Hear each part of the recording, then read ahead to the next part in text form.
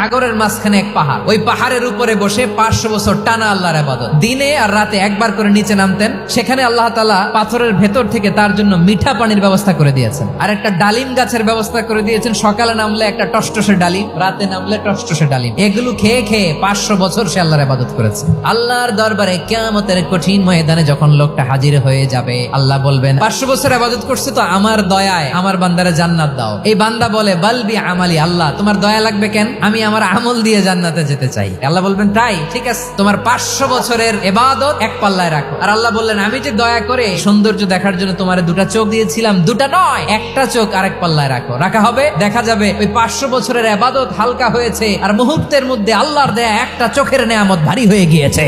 ফলাফল দেখো, হিসাব বলে তুমি এখন জাহান্নামে যাবা, যাও এবার জাহান্নামে যাও। এবার লোকটা কাচুমাচু করে বলে আল্লাহ এবার আমি বুঝতে পেরেছি তোমার দয়া ছাড়া দুনিয়ায় কেউ জান্নাতে যেতে পারবে না।